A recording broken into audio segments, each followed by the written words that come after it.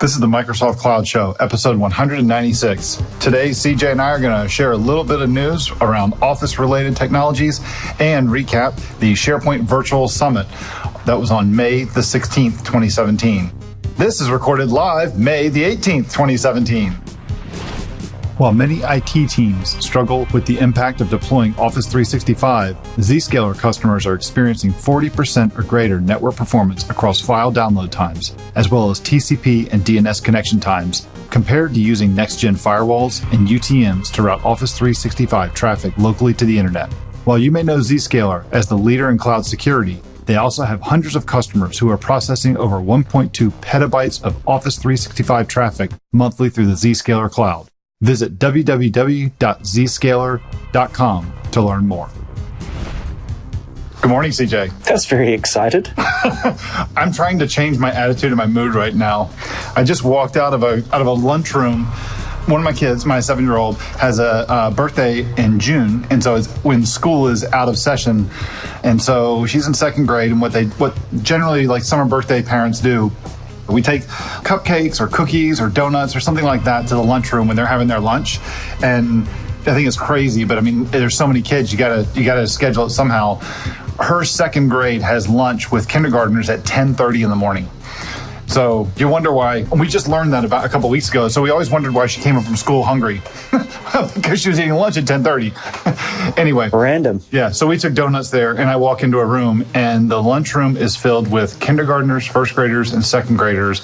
There were 34 tables, averaging about 10 people per table. So that's over 300, actually closer to 340, 300 kindergartners, first graders, and second graders, and I think there was definitely less than 10 adults there.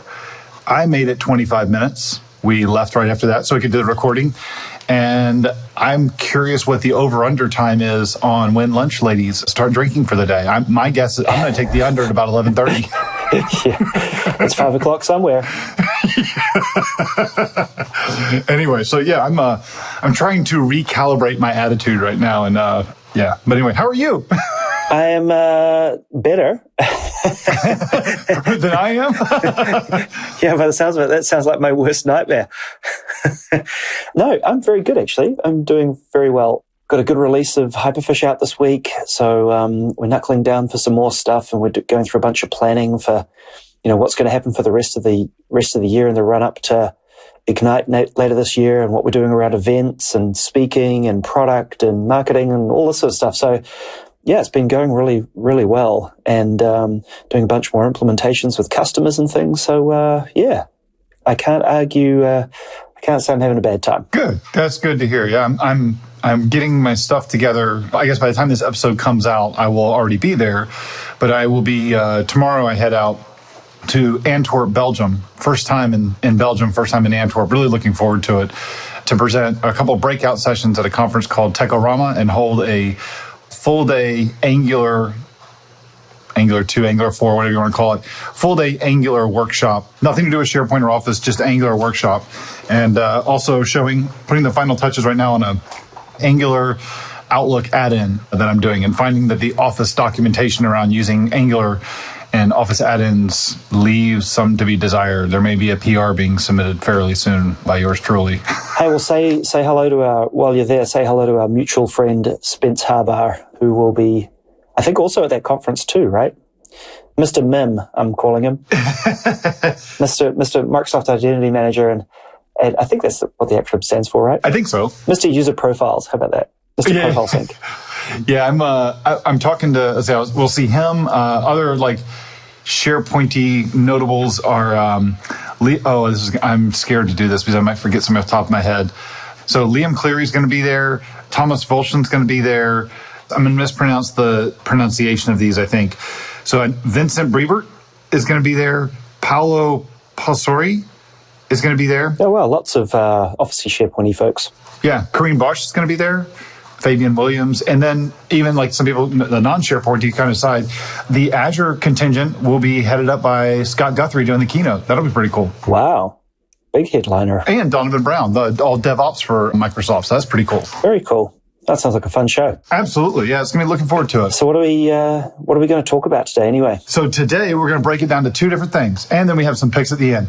First thing we want to talk about is a little bit of newsy stuff. I've got a few Office-ish-y related newsy kind of things that I thought people would be interested in that I will be sure to include in our show notes. And then we'll jump on and we'll talk a little bit about the SharePoint Virtual Summit that happened earlier this week that people were able to see, and there's a recording people can go watch afterwards. Excellent. So first bit of news I have, and then I'll let you, if you have any news, I'll let you kind of jump in, is the Power Apps, 2 bits of Power Apps stuff. So first of all, Power Apps announced a community plan, which is a free environment for individual use. That's really slick because I know before it wasn't as easy to use for if you just want to create stuff for yourself. It allows you to learn and develop Power Apps and Microsoft Flow skills, explore and create a full featured environment for development, and build apps on a single extensible view of your data using the common data service. You get Power Apps, Microsoft Flow, the common data service. You can connect to your data using different data sources as connectors or with custom APIs. And so it's a cool little nice community plan that making it easier for people to use.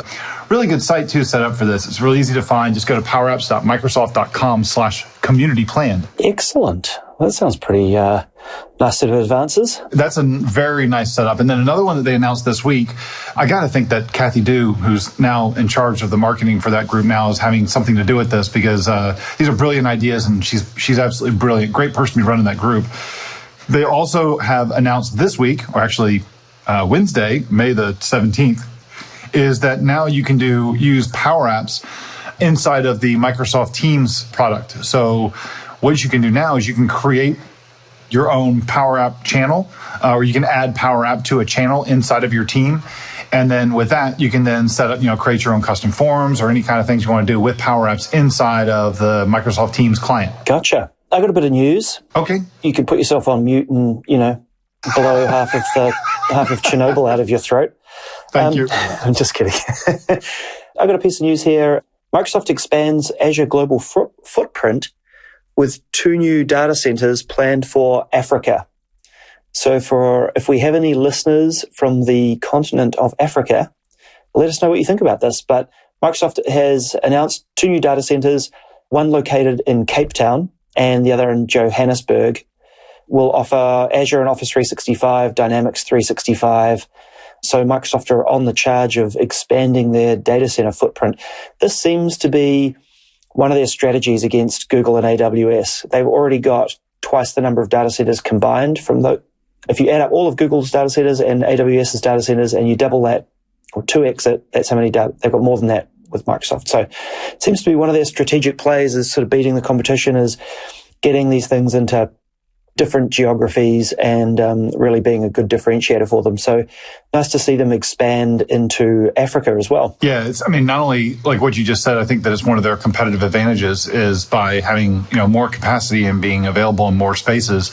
I'd add 2 more pieces of that. One is the fact that some of their data centers as well are set up to work within geographies that have interesting, I shouldn't say interesting, that's not a good word, that have unique data sovereignty requirements. So like Germany or China or different organizations, like different countries like that.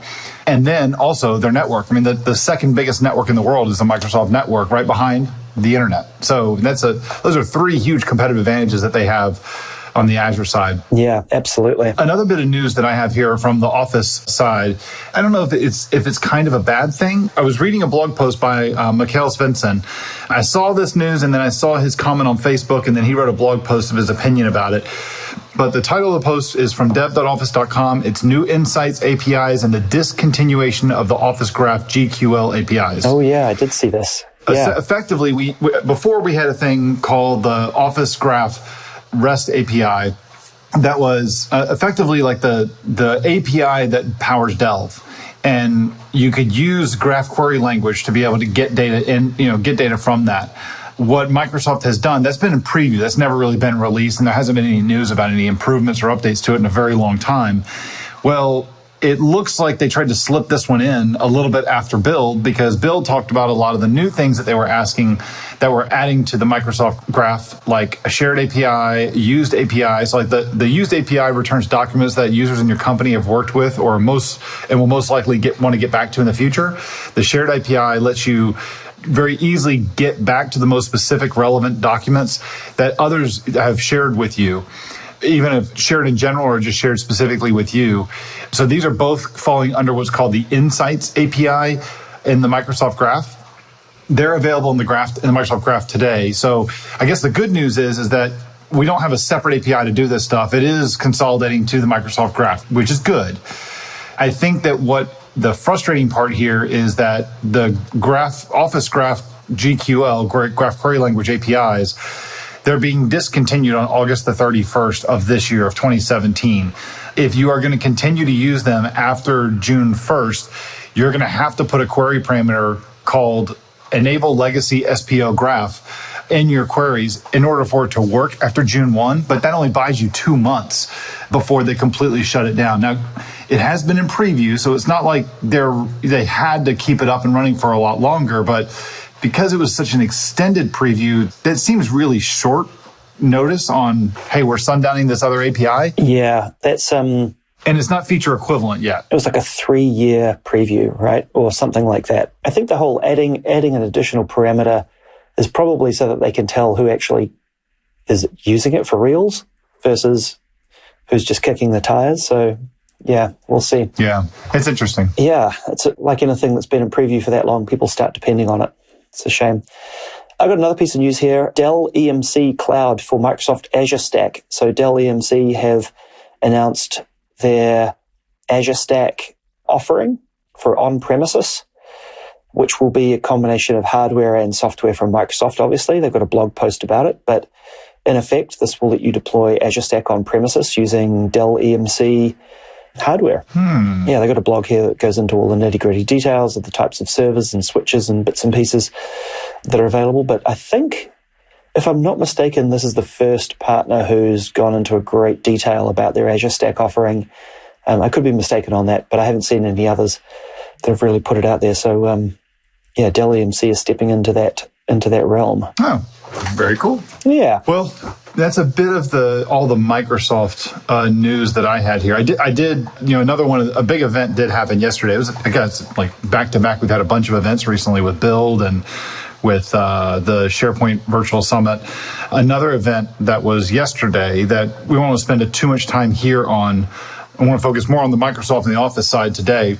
But it's worth noting that this week, the Google I/O conference is going on. And this is kind of like, this is Google's big product conference. It, to me, is a lot like Build, but Build minus the Azure side, right? So, I mean, they don't talk so much about Build. They don't talk so much about Google as the Google Cloud platform, but like the keynote yesterday was focused very heavily on end user product like Google Assistant, Google Home.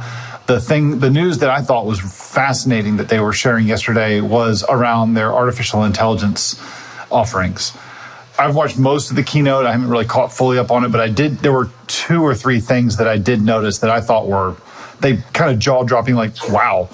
So Google has, and I'll put some links in the show notes where you can go take a look at some of this stuff. I'm curious to get your thoughts on it too, CJ. So the big part around the artificial intelligence is that, Google, we've got CPUs that we use in computers, it's general processing stuff. Then you have companies like NVIDIA and ATI that have done stuff around building GPUs, so graphic processing units that are really good for machine learning and specifically for like rendering and stuff like that, doing a lot of math calculations for graphics, but they're also heavily leveraged in the case of machine learning stuff. Well, NVIDIA worked with Google. Google has a thing called TensorFlow, which is kind of like, it's the equivalent of Microsoft's Cognitive Services Toolkit. It's like their dev toolkit for doing machine learning stuff. And what NVIDIA did was work with Google to create a special kind of a chip called the TPU, a TensorFlow processing unit. And Google announced yesterday that they have these cards that NVIDIA has built for them, and the card has 4 TPUs on it, and then it can take a bunch of these cards and string them all together to create this 60 in one rack, right? In one in a 1U rack. Yeah, they called it like a giant node, and they showed a picture of it, and it was something like it was capable of doing 1.6 petaflops per second. Petaflops, yeah. I can't remember if it was 1.6 or what the number was, but it was a lot of flops. Yeah, it was one something. It might have been 1,000 or 100, but it was one something petaflops in 1 second. I remember there was a lot of ones, and petaflop in second was in there, and I was like, whoa. Yeah. Yeah, no, I saw that. That was really, really interesting. I think Microsoft are making moves in this space as well about having TensorFlow and machine learning optimized SKUs, which is really interesting. I think what was really cool is Google came out with a free kind of community data center or something, like access, like you could submit a request and if your project was accepted, you could get access to this, big ass instance of these things to run your models on and see what happens. That was kind of cool. And the fact that they sort of announced it and go, oh yeah, these SKUs are available now, was also nice. Yeah, it's called the TensorFlow Research Cloud. And that's it. I think it's something like, it's able to do like 1,000, I forget the exact numbers here and stuff like that, or what the units of it, 1,000 somethings. It's like, well, that's pretty cool. But of course, I forget it now. I agree. I think that what was interesting about this is that it's available now. You can apply to have to use it for your project, to be able to it allows you to get into machine learning with some really high-end requirements that you need. Leverage Google's TPU cloud environment that they have right now for your environment, but do it at like a free cost or a very low cost before you have to do a big investment of standing up your own stuff or having your own your own environment provisioned in the Google Cloud. So it's really cool. I mean, you have to apply to get into it because I'm sure everybody's going to want to dive in there and start trying to do Bitcoin mining. But I love I think it's really cool that they've taken this stuff and they open it up and say, we want everybody to be able to use this for the good reasons, and we're curious to see what kind of stuff you come up with. So yeah, I'm cool to put SETI at home on it and see how many aliens I find. This AI space, though, man, this is really freaking cool. Watching what they're coming up to. Oh, here you go. I'm sorry, I got the number. It's access to Google's all-new cloud TPUs that accelerate both training and inference, up to 180 teraflops of floating point performance per cloud TPU, 64 gigs of ultra-high bandwidth memory per cloud TPU, and familiar TensorFlow programming interfaces. Gotcha. The main goal of it is to benefit the open machine learning research community as a whole. And successful applicants will be expected to share their supported research with the world through peer-reviewed publications, open source, blog posts, and other open media, share concrete constructive feedback with Google, and imagine in the future in which machine learning, ML acceleration is abundant, and develop new kinds of ML learning models in anticipation for that future. So that's really cool. I mean, it's like, hey, we'll let you play with this stuff for free, this really hardcore stuff for free, as long as the stuff that you're doing is like scientific research stuff that you're going to make available to everybody. Yep. That's pretty cool. That sounds really cool. I'd be really curious to watch over the next year or so, watching Microsoft and Google, who to me, I know that AWS has an offering here, but to me, it looks like Microsoft and Google are the ones that are leading the way.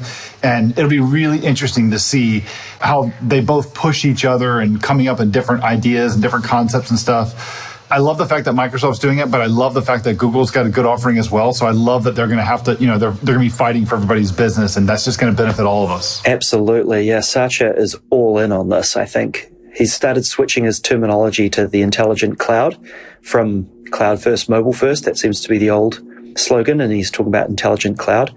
So, he's all in on this stuff, and it'll be interesting to watch them battle. Yeah. So we are planning to do some stuff around we are planning to do some stuff around the Microsoft AI offering in the coming weeks, months. We've been talking to them.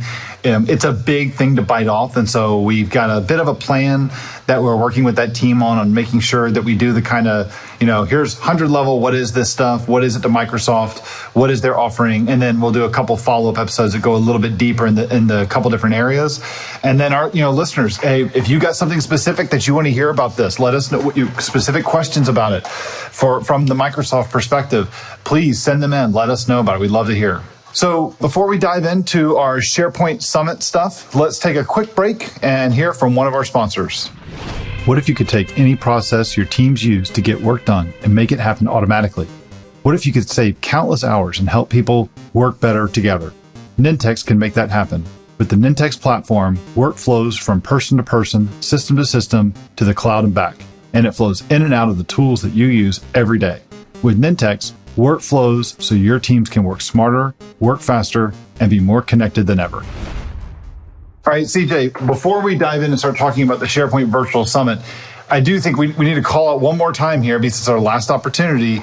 This Friday, when this episode comes out, this coming Friday is your last opportunity to submit a entry for our contest that we're holding for episode 200. So just as a reminder, what we're doing is that if you sign up for the mailing list on our website, just go to microsoftcloudshow.com, sign up for the mailing list, and then record a short little thing that introduces yourself and tells us something about the show. What do you like about the show? What do you not like about it? What's your most memorable moment? What does it help you to do in your day job?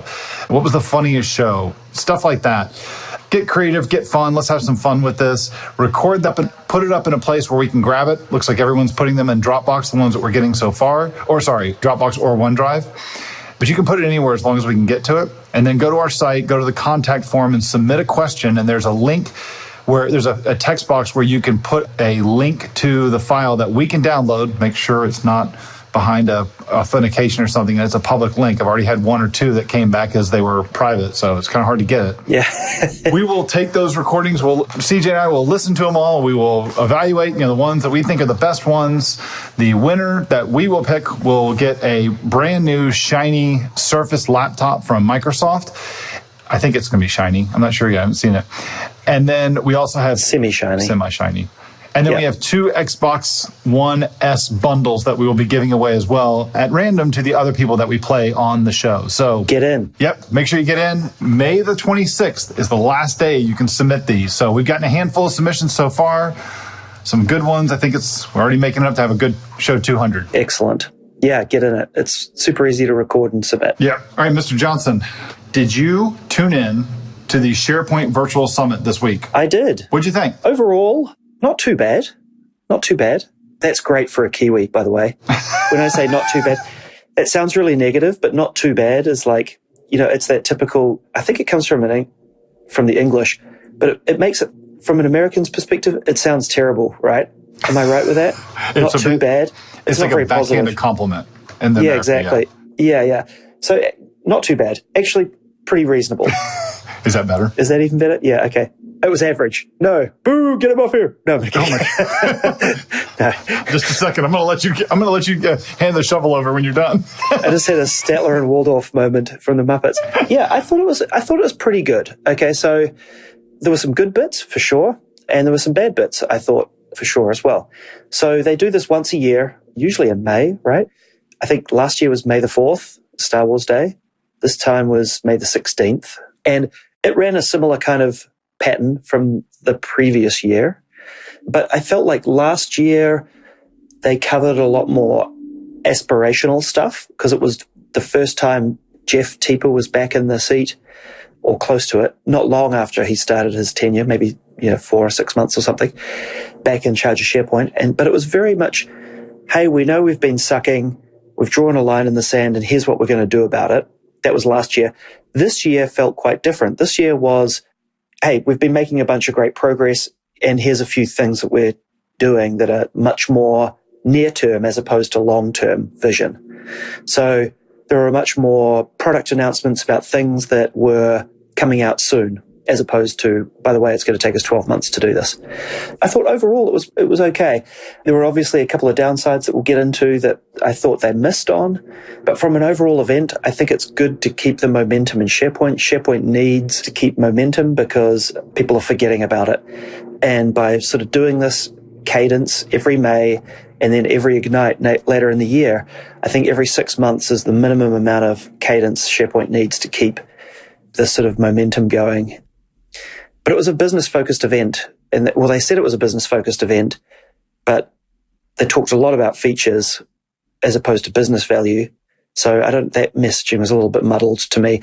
And then there was obviously nothing for developers there. So that was a real miss in my book. I'm going to generally agree with most of what you just said. So I thought it was a good event. I thought they did a good job with it. I admit that as I watched the one last year and the one I watched this year, I found myself disappointed. But I think in retrospect this year, or at least what was it, about 2.5 hours this year, probably about an hour and 30 minutes, maybe 2 hours into it this year, I started to have the realization that, okay, this event's not for me.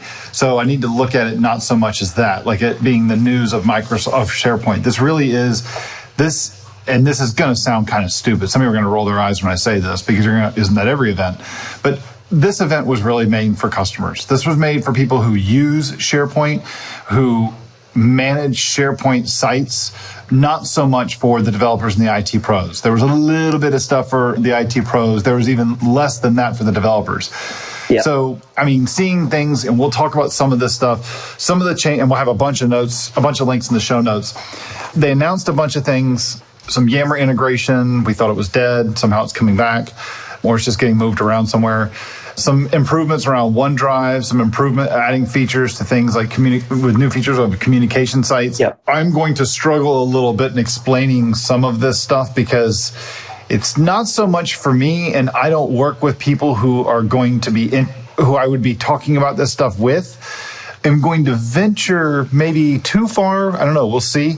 But I don't think that this is the stuff that our audience was so much interested in. Like, I don't think the SharePoint Virtual Summit was really for the people who listen to our podcast.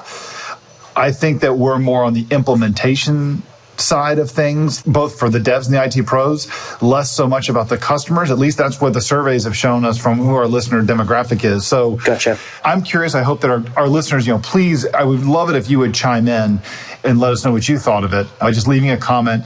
They definitely got, from a success thing or a success point of view, they definitely got a lot of really positive sentiment coming across on Twitter.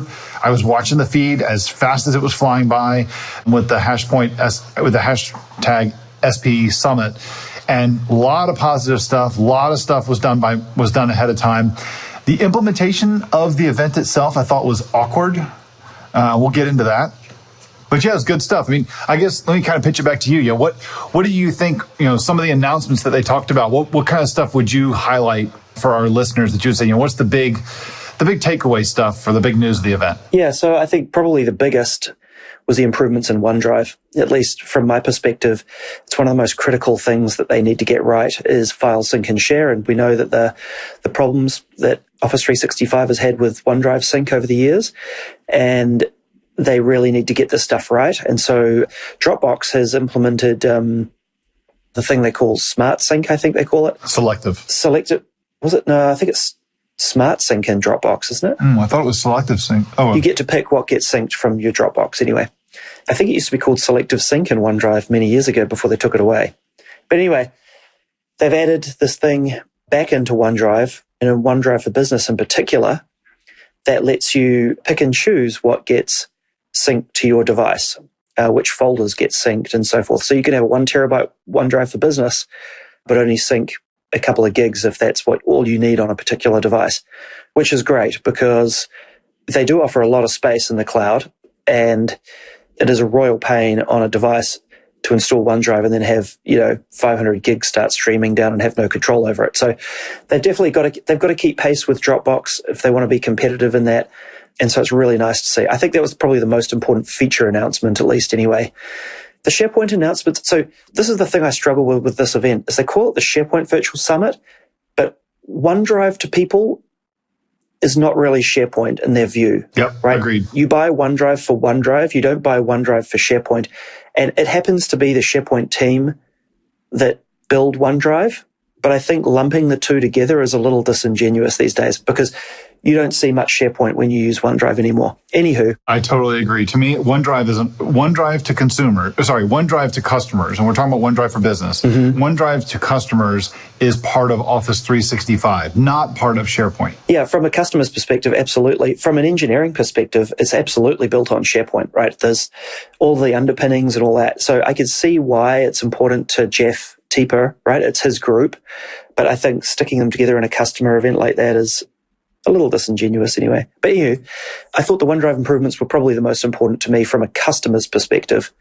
Some of the other things, so the communication sites, I was like, meh, it's another site template using modern pages, new publishing capabilities, but not really a bumper sort of tier one kind of feature that I think will really change the game.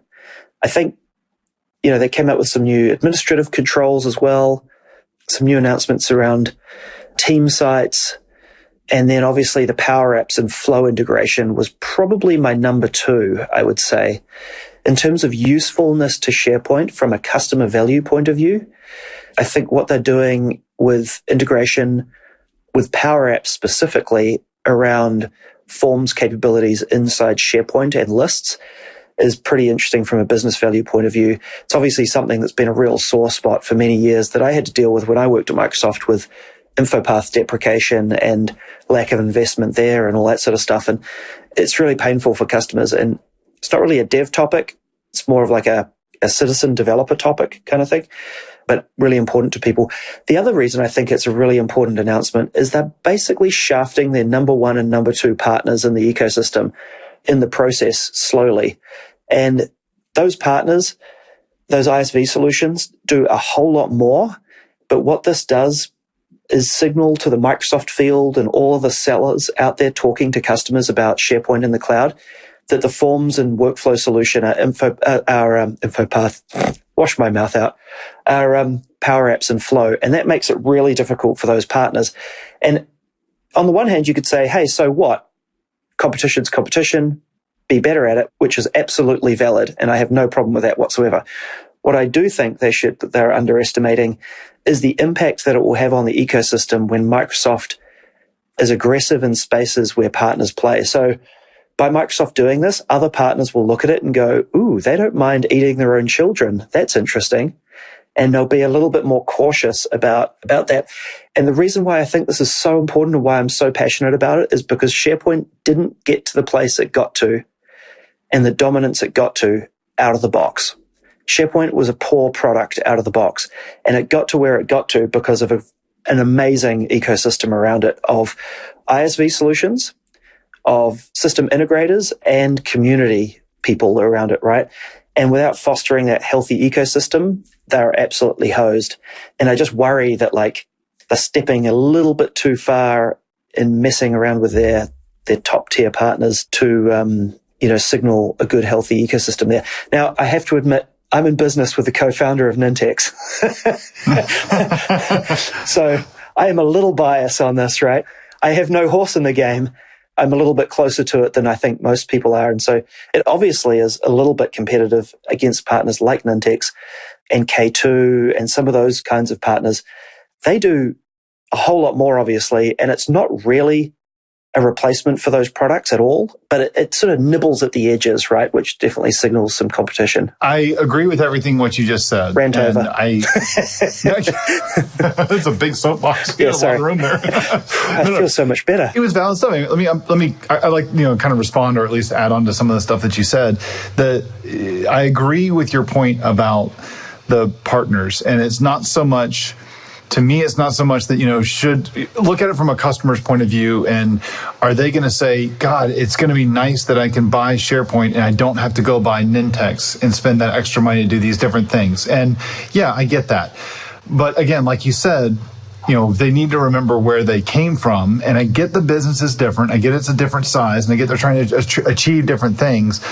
But they're not going to move, they being Microsoft, is not going to move anywhere near as fast as ISVs are going to be able to move and get things done and work for specific solutions for specific verticals and stuff. And when an ISV looks at this and says, I've got a great idea for a product or an extension off of SharePoint or something, and they see Microsoft doing these things, they're going to look twice and say, maybe I'm not going to do that because, like you said, they eat their own, in this case, to use your words, they're eating their own children.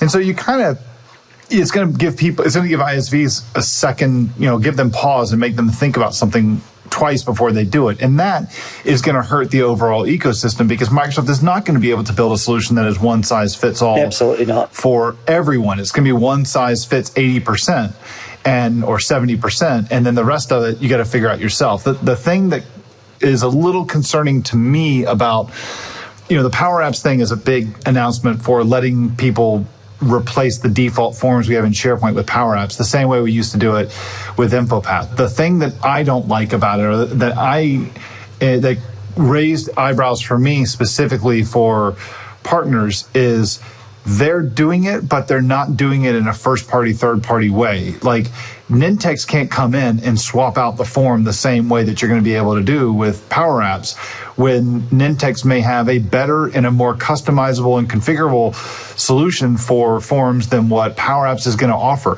Power Apps, I thought it was very telling a month or so ago when I was in Austin, Texas at a conference on a panel with Laura Rogers, and someone asked her about Power Apps, and her response was basically, it's not ready yet.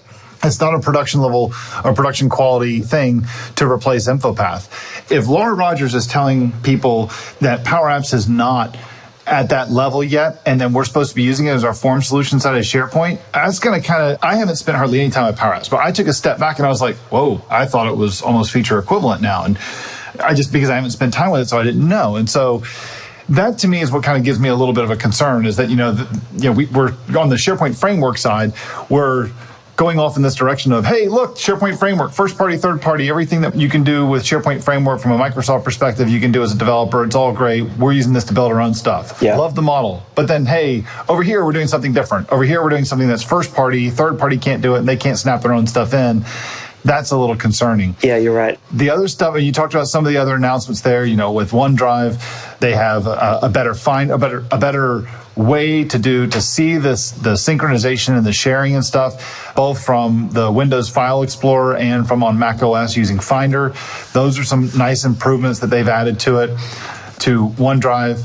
Being able to also, the stuff that they did around, I agree with you on communication sites. They were really big on communication sites, and some of the people in the community are really big on it. But I'm with you. As a developer, I'm like, it's another template. I built with Modern Pages. I'm like, it doesn't seem like a big deal to me, but maybe I'm missing the point. There was a bunch of stuff around Yammer where there's tighter Yammer conversation integration with SharePoint. You can share videos discuss videos and view videos from the Office 365 video portal and the Microsoft Stream. You can leverage dynamic groups from Azure AD. There's connectors in the Yammer groups. A bunch of Yammer stuff they announced there. And then the two things I thought were interesting from people who are working with Office 365 from an IT pro and kind of governance perspective is there is a conditional access policies coming to SharePoint sites. You have access to sites based on where you're accessing it from. So if you're on your phone on a public Wi-Fi, you can't get to this part of the corporate intranet, but you can if you're on the corporate network. Yeah, gotcha. That stuff. And then service level encryption key. So I thought we already had this, but being able to go to Office 365, bring my own encryption key, give it to Microsoft and say, when you store my data at rest, you're using my key. So Microsoft doesn't even have the ability to unencrypt that data, only I do. Yeah, no, so in the past, and I may be mistaken, this was my interpretation. Previously, the data was encrypted at rest, but it wasn't using the customer's keys. Mm-hmm. So there was a thing called Lockbox, which I believe was the ability for Microsoft to go in and selectively access customers' data, but they had to ask the customer about it, and it was for support requests and things. I could be wrong with that. Anyway. Is that the Al Gore lockbox? I'm not 100% sure. Now it's customer-supplied encryption keys, which is a bit different. But yeah, that is really nice. That's the next step in that whole trust and security model they're after. One more thing before we break was on your point about Yammer. That was a complete yawn fest in my view. Somebody asked on Twitter, do the Yammer announcements make any difference? I would say no, nothing. It's still on life support, waiting to be replaced by groups and teams.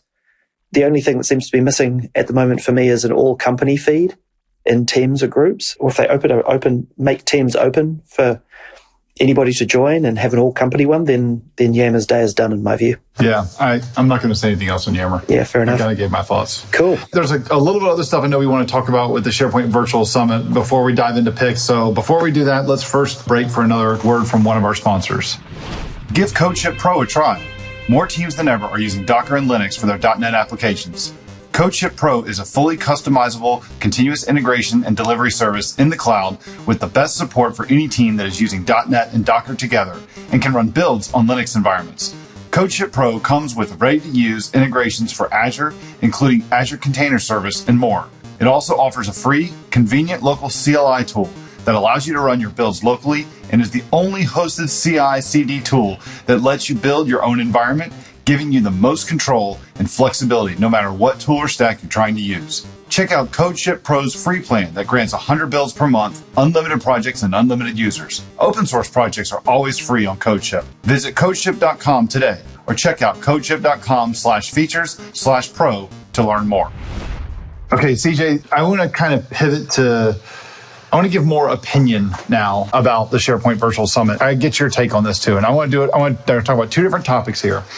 The first one I want to talk about is the implementation of the event. And this is just me jumping on a soapbox and preference kind of thing. And because, hey, this is my podcast with you and I get to say it. So, ta-da. That's fair. I have one more thing before we move on, if that's all right. Oh, okay. Yep. Please go ahead. Feature Pack 2 for on-prem was announced. Oh, was it announced? I mean, we knew that. Well, they said it's coming in fall. But, okay, so I saw that as an announcement and I was like, I didn't hear that in an NDA thing in the past, but I was pretty sure that we saw that SharePoint Framework was coming to on-prem in a feature pack in the second half of 2017. So I don't think anybody else knew that. I thought the new feature pack was coming and that we'd had hints that they were going to do something with SharePoint Framework. But I think what was announced at the event was that feature pack 2 is definitely coming and it'll come in fall. And it will include the SharePoint Framework for developers. That the only caveat to that is I think it only includes client-side web parts, not all the new extension stuff that's coming, which is... I can confirm that because I asked that question. Super painful. I asked that question during the virtual summit and Mike Emerland did chime in, responded to me, and he said that, yes, it's going to include web parts. And my next question was, well, what about the new stuff that we're talking about now, like the modern UI extensions? Now, you look at last year, about this time last year is when we heard about the SharePoint framework publicly for the first time. It didn't get released as a GA until, I think, February of this year. So almost a good solid 9 months. Now, we're not looking at a whole framework. We're not looking at a whole framework plus web parts. So maybe it won't take that much time, but if it does, you're not going to have these modern UI extensions of like the new version of JS Link and the new version of custom actions and the new version of, script link. We're not going to see those in Feature Pack 2. So my question to them going forward is, so what's going to be the update cadence of SharePoint Framework on-prem? How far out of sync are we going to get? Yeah. You know how we were talking about a fourth dev model? Here's a fifth. And 4.5. It's 4.5, right? And, I'm only semi-serious about that. Obviously, it's going to have the same roots and the same base level stuff. But as a developer, you're going to have to choose. Am I going to target the good SharePoint framework, the latest one, or am I going to have to target the downstream one that's shipped on-prem, which has a whole bunch less stuff, which that's super painful. There's always going to be a gap, right? Because they're always going to ship to the cloud first. But to your point, it does mean what's going to be the update cadence, because without a quick update cadence on this, the two are going to get super far apart and it's just going to get worse. Going to get bad. I wonder how the Azure Stack guys deal with it, with stuff with the app service and Azure Functions and Azure Stack and also in the cloud version. I wonder how they deal with that kind of stuff. So yeah, that's fair. I'm curious to get one of those guys on the show to talk about that as we get closer to it. Yeah, absolutely. Those were the three important things I thought. First, OneDrive improvements. Second, Power Apps and Flow integration. And third, SPFX coming to on-prem and Feature Pack 2. Cool. So now since we just talked a little bit about SharePoint Framework, let's pivot a little bit here. And I know you and I are going to share the same kind of thought here, but I'm going to go off on a bit of a rant. My turn to kind of go along on the rant. We should caveat this with, we only rant because we care. yeah, I do. Here's my rant. I'll say it first, then I'm going to say my rant. I'm going to share what Microsoft had to say about it, and then I'm going to go give my rebuttal. All right, so here's the thing. Clear my throat, take a sip of water for this one. They spent less than 3 minutes on the developer story this week at the SharePoint Virtual Summit. Jeff Teeper, I felt, spent more time talking about the difference between a platform versus a framework versus, is it a dev platform? Is it a framework? Is it a service? Than we did talking about any new stuff with the SharePoint framework. To me, the only announcement that we saw related to anything dev related is potentially, we already discussed this, Feature Pack 2 is going to include the SharePoint framework on-prem. And then Also, we're going to get Graph webhooks will be improved or updated around SharePoint lists and SharePoint sites. That's the only announcement stuff that we got. I was floored that there was no mention of the new modern UI extensions that they just announced. Because if you ask me, the new modern UI extensions, that is a huge enabler to the SharePoint framework. Now, it's not a, brand new thing. It's all the same stuff that we had. It's basically the same stuff that we had before in previous dev models. It's just bringing feature parity to the SharePoint framework. Microsoft's response is, well, for dev stuff, we're going to point you over to the Build conference that happened last week. That's where all of our dev stuff was. Here's my problem with that, okay? And I know I'm calling out specific people at Microsoft about this, because I've gone back and forth on it, but here's my problem with that. Number one, if I go over to the Build conference right now, I go look at Channel 9, I click on Build to watch all 450 sessions, and I do a filter on SharePoint. As of today, May 18th, one session comes up, and that's a Q&A about the SharePoint framework with Dan Kogan and Vesa Juvonen. If you know the people who are involved in this stuff at Microsoft, and you're able to go in and remove the SharePoint tag and instead put Mike Amerland and put Vesa Juvonen as the people you're searching for in the sessions that they did at Build, you get a bunch of sessions, but you get 4 breakout sessions. One of them was related to the Office add-ins. 3 of them are related to the SharePoint framework or SharePoint-based development. Now, Microsoft wants to talk about, they want to keep saying, yeah, but look at all the stuff that happened with Graph. I'm sorry, Graph is not SharePoint. Graph has a component to SharePoint. Exchange can't claim Graph any more than SharePoint can claim Graph. Graph is an overall API that touches so many different places. So Graph wasn't even built by the SharePoint team. I know it was kind of said during the Virtual Summit, but I don't think that's true. I think it was built by a totally different team. Yep. So I look at it and say, look, if you're going to point everybody to the Build conference, make sure the stuff is tagged accordingly so we can go find it. But second of all, 3 sessions out of 450 sessions are SharePoint related, and that's your developer story. You had a prime opportunity this week to not only talk to customers, but to developers and IT pros and everything, just like you had last year. And you spent less than 3 or 5 minutes out of 2.5 hours talking to developers, when apparently developers are a huge bit of who you want to target to get involved in the SharePoint platform. I'm sorry, I think it was a huge missed opportunity, and it was very disappointing. For me personally, I kind of wonder why would I even tune into the SharePoint Virtual Summit again in the future when it clearly is not for developers. It's not for people that are doing implementations. It's for customers. It's a customer thing. That's fair. Okay. That was a good rant, by the way. Stepping down off my soapbox. Thank you. That was a pretty sweet one. Yeah, no, good. I'm catching my breath now. So here's how I rationalize this, right? And where I think they actually missed is, I don't think they missed that there wasn't any developer content. Any content that developers would have gone, wow, that's really interesting. Showing code on screen, all that sort of stuff. Not important, in my view, for this event. Agreed. Because they've targeted it, because they've said this is a business value event and it's targeted at customers. But what do customers need to know? They need to know, and that Microsoft should, I think, this should be front of their minds. Customers need to know that they have confidence in moving to the cloud. How do you get confidence in moving to the cloud? You get one of the things you need to know is, can I do in the cloud what I can do on premises? What do those things include? Those things include custom solutions like custom intranets, line of business integrations, all of those things, as well as partner products that you use on-prem that you need to run your environment. That could be anything from something infrastructure-y through to something compliance and security through to, it could be anything, right? But you need to know that what you use on-prem, there are equivalents of that in the cloud, either from Microsoft or from partners.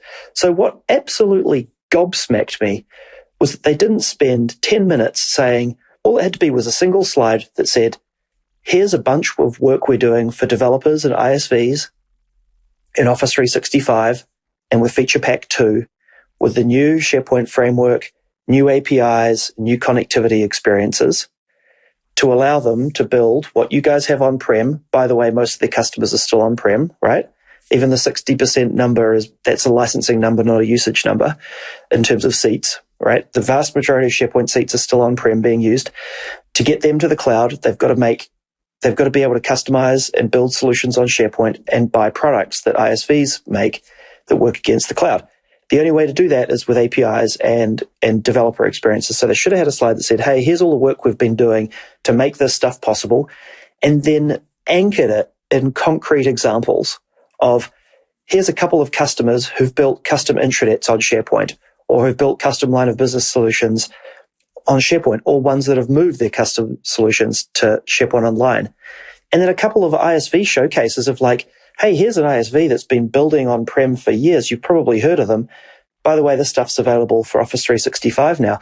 And not for promotion of the ISVs, but for building confidence in the customer that SharePoint Online is not the red-headed stepchild, apologies to red-headed stepchildren, in the cloud, right?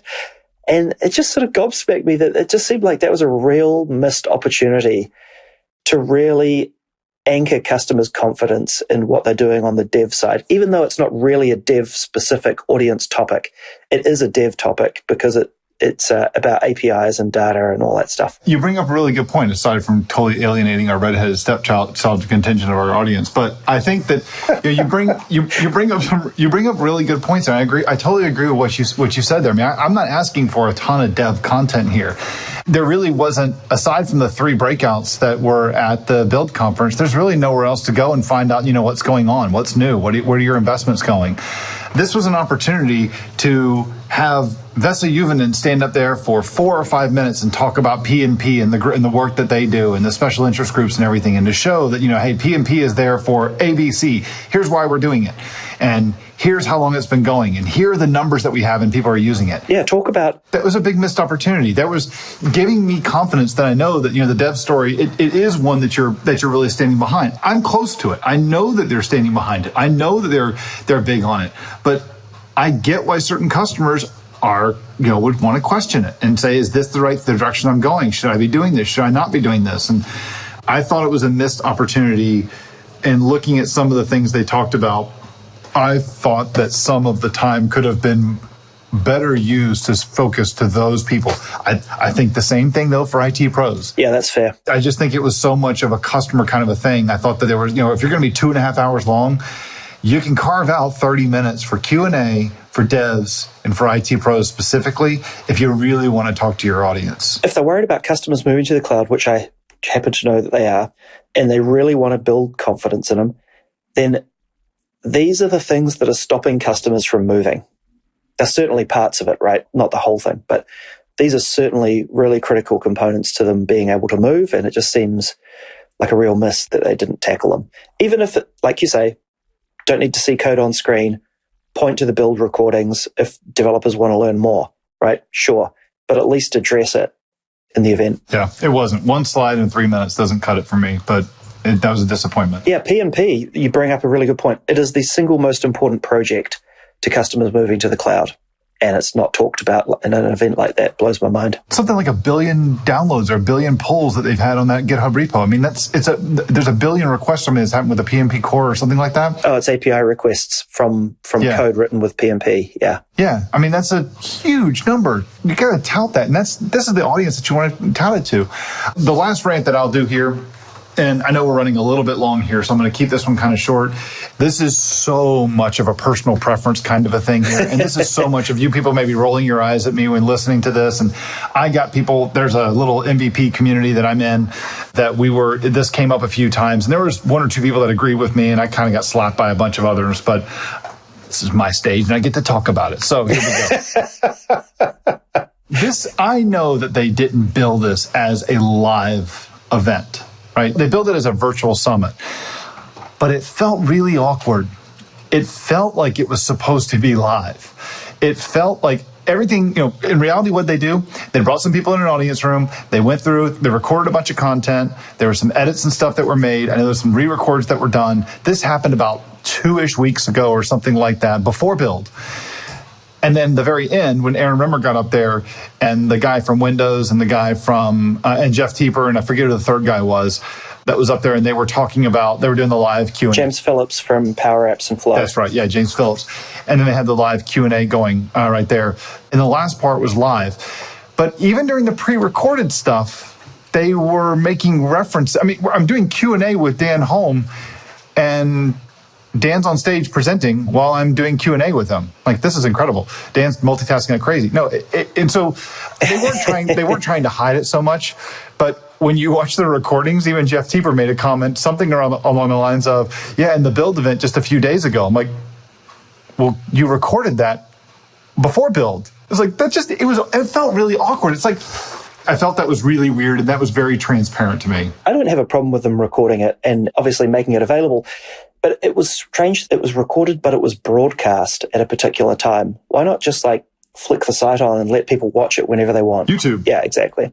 And I guess it was because of the live Q&A part at the end, but even that didn't need to be live. Like, really? You could have asked people for questions and recorded that as well, and that would have come across a little more smooth.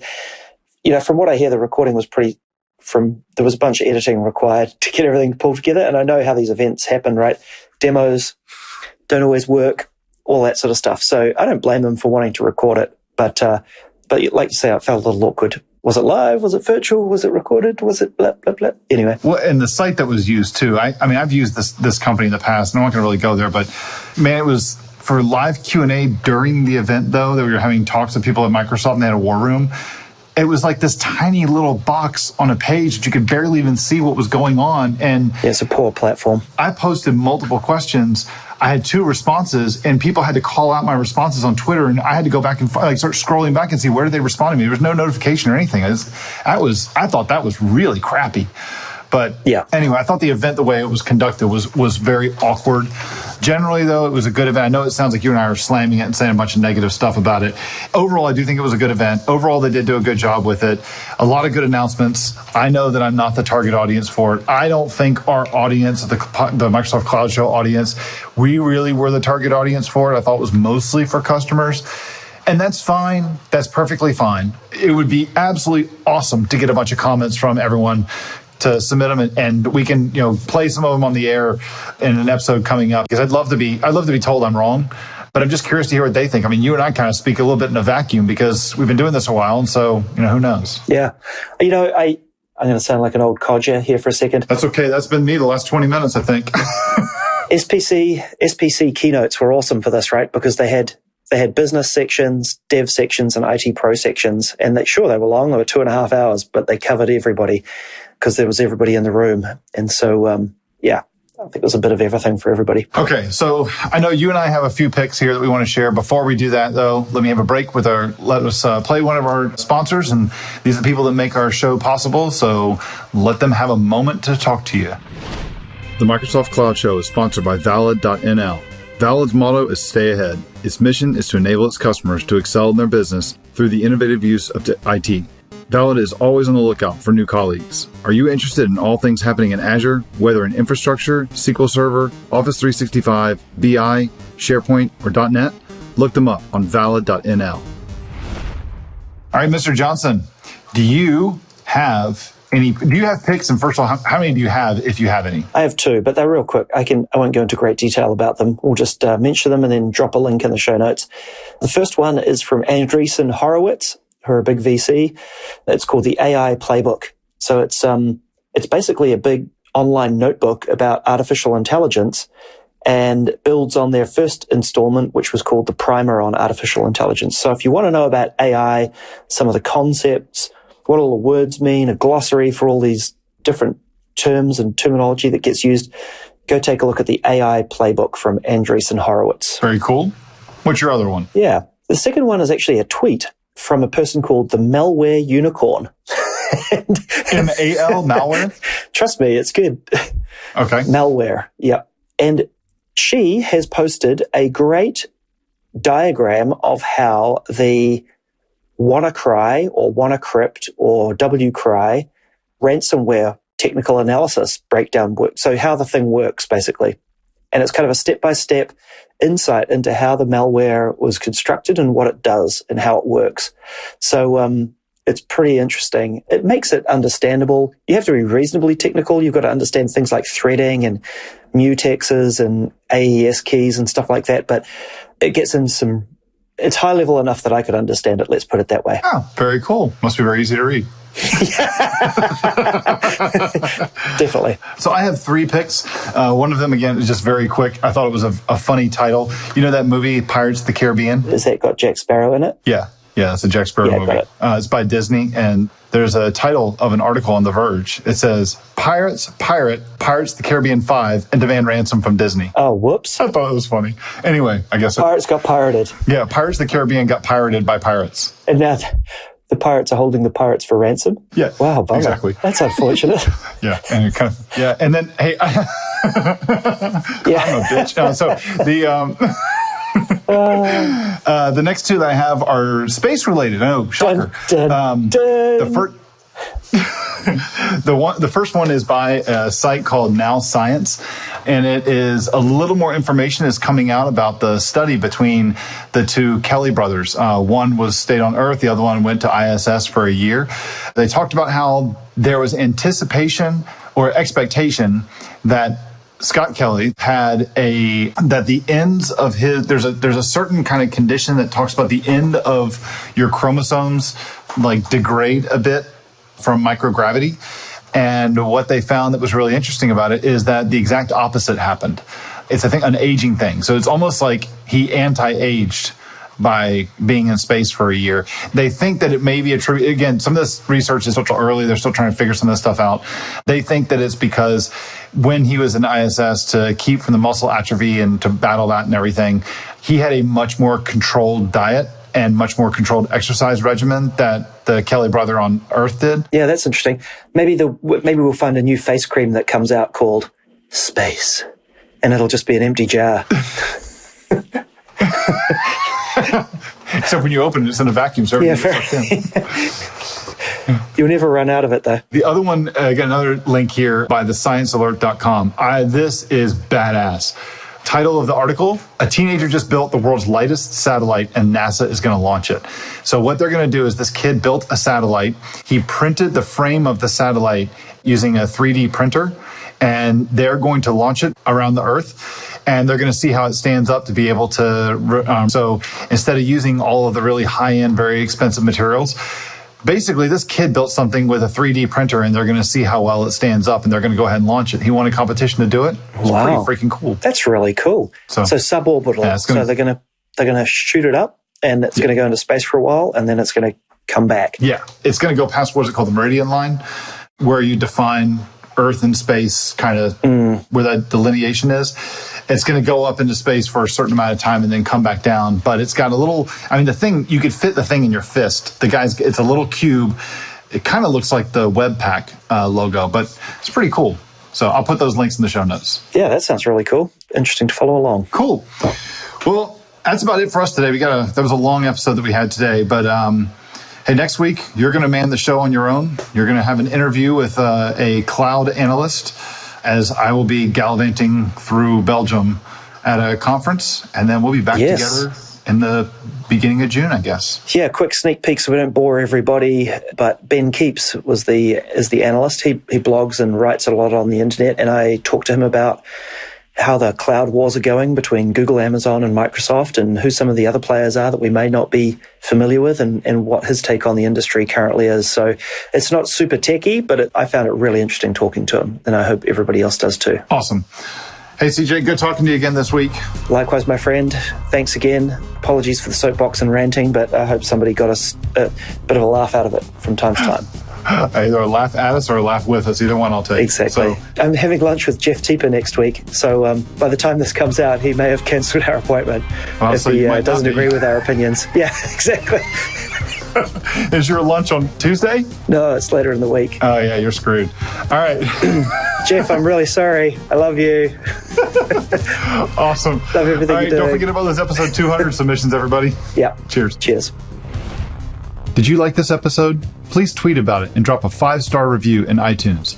Word of mouth recommendations are the most effective ways for us to grow the show, and we'd really appreciate it. If you have a question for us, go to microsoftcloudshow.com/questions, where you can submit it as text or record it as a WAV or an MP3, and provide a link so that we can play your question on the show. Our theme music is brought to you by Keith Ritchie. For more information on Keith's music, head to music.kritchie.com. You can subscribe to us in iTunes and the Google Play Store by searching for the Microsoft Cloud Show, or via RSS at microsoftcloudshow.com, where you'll also find notes of each episode. You can also find us on Facebook, searching for Microsoft Cloud Show, or on Twitter, at MS Cloud Show. And finally, sign up to our mailing list by heading over to our website and entering your email to interact with us, participate in upcoming interviews, and other cool stuff. Thanks for listening. We'll see you next time.